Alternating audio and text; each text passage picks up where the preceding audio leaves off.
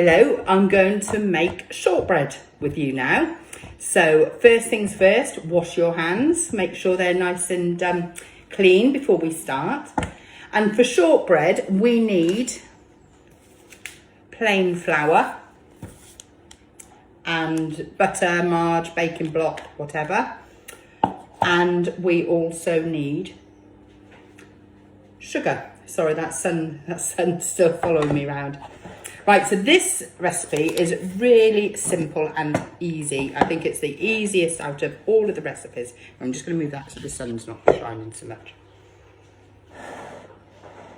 I'll try and stand to the side a bit so it's not dazzling.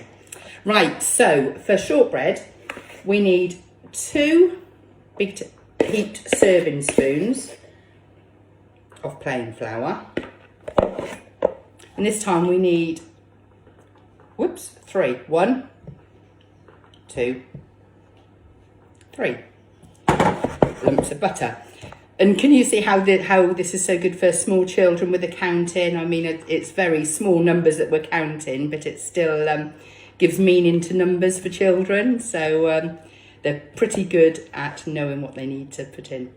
So we've got our flour and our butter. So again, we're going to squeeze and tiggle. So coat your butter with the flour. I'm going to start squeezing and tickling.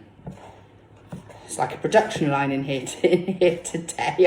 I've done about seven videos, and if I turn my phone around and you can see my kitchen, I don't know if I get a 5 right in today. Right, so squeeze and tiggle till all the lumps around. In fact, this recipe is it's a little bit like a crumble mix. So you could always use it as a crumble mix and put it on top of some stewed fruit or something to make a nice little crumble. But I like it as shortbread. So I'm going to keep going.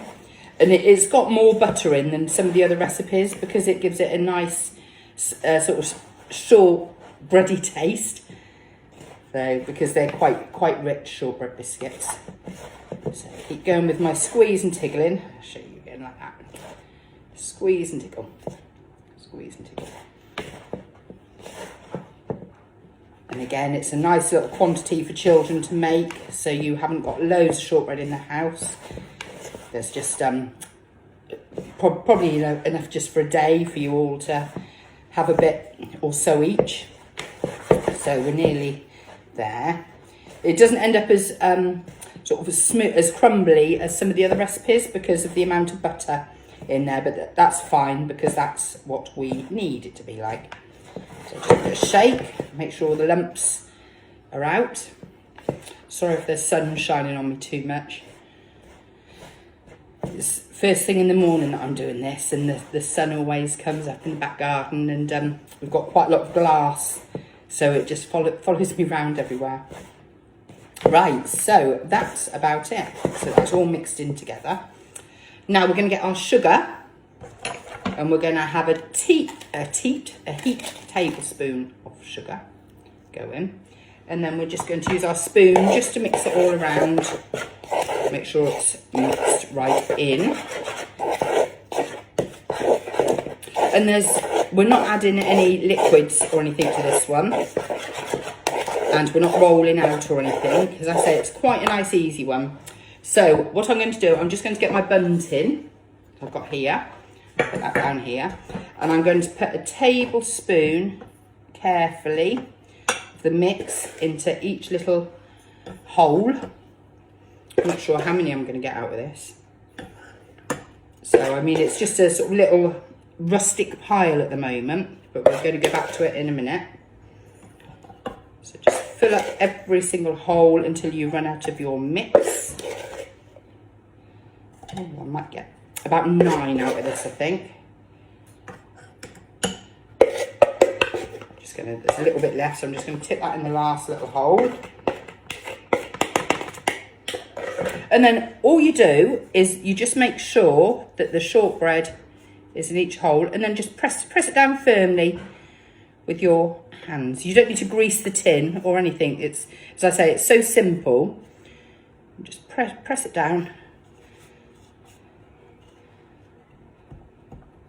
Just make sure it's nice and compact. because then it's easier to get out when it's cooked. So, and when this is cooked, they come out like little biscuits, little rounds anyway. So foolproof, well, it should be foolproof. Squishing it down. In fact, that last little one that I put in, I might need to scoop out and top up another one of these. So I'm just going to scoop that one out and top up that, keep pressing it down. Squidge it all down.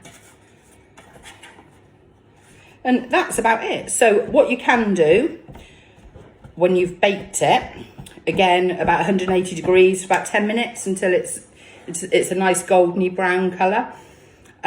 When they've cooled, just sprinkle a little bit of caster sugar on the top if you'd like to.